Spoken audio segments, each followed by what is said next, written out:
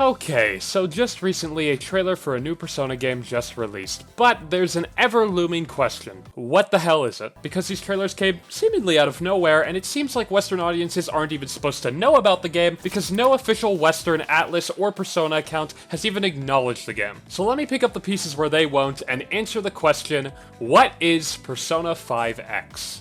Keep in mind before we start, the information we have on the game right now is fairly limited. We only really have information from the trailers, the game's website, and a few other sources. What I'm trying to say is that the things I say in this video may be subject to change or not 100% accurate, but I think we have a decent amount of information to at least know what the game is going to be at its core. Persona 5X is a spin-off of Persona 5, as you can probably tell from the name, though it's very different from pretty much every other Persona spin-off we've had so far.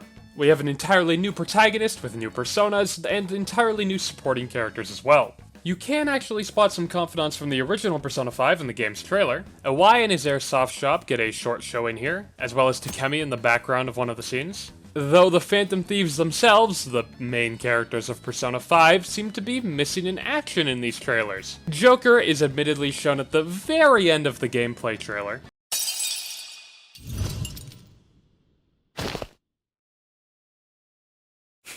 But it's unknown if they'll actually play a major role in the game or not. There is official art of the new main character with the Phantom Thieves, but it's unconfirmed what type of role the Phantom Thieves will actually play in the game. Whether they'll play a very major role or a very minor role is unconfirmed. When it comes to the new cast of the game, here's the three main characters that we know of on screen now. The one who seems most notable to me is of course Luffy, who seems to be the replacement for Morgana. Whether he's better or worse than Morgana is, I suppose, up to you to decide. Regardless, he's an owl with a persona who seems to also be able to turn into a car, similar to Morgana. He also has a different metaverse form, also like Morgana. Everyone's favorite Igor also appears in this trailer in a new Velvet Room. This one's like underwater type thing. It's actually pretty cool. And a new Velvet Room attendant is of course there as well with a pretty interesting design. Not too much to say here, but I guess it's worth noting that Igor has a new Japanese voice actor in this game. His original voice actor did pass away even before the original Persona 5's release. Of course, in Persona 5, a majority of Igor's voice wasn't actually Igor, and in Persona 5 Strikers, he was missing entirely,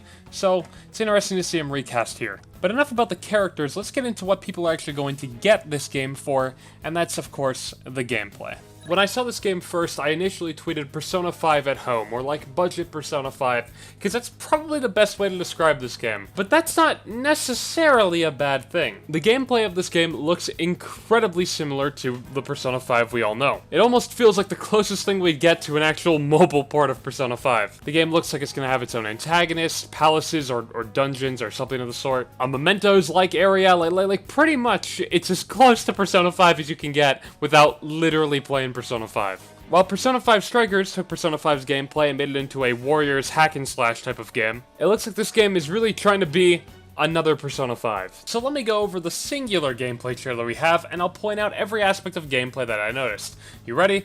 Let's go. You can explore Shibuya and other areas as well. You can get a good idea of what we can explore from this map. Looking at the minimap, we can tell these areas have pretty much more or less the same areas and shops they had in the original Persona 5. The school life aspect returns, jobs, the gym, and maybe some sort of confidant hangouts as well. Fishing, batting cages, a Mementos-like area to explore. Dungeon crawling, the grappling hook even makes a return, and there seems to be what looks like a 2D section in this clip. Obviously, battles are a thing, but we're only shown very brief gameplay of what the system's actually going to look like. Probably nothing too different from the actual Persona 5, though. And hey, look, new all-out attacks as well. People have also been asking if there are going to be gacha elements in this game, and the answer is probably. I'd be pretty surprised if a game like this didn't have gacha elements. Or at least some sort of predatory microtransactions. It is how these games make money a lot of the time. But still, the game does look alright for what it is. I mean, it basically just looks like another Persona 5, almost like a parallel universes version of Persona 5. But at the same time, I'm also a little enticed to want to play it, so let's go over how you can actually play the game. You can't.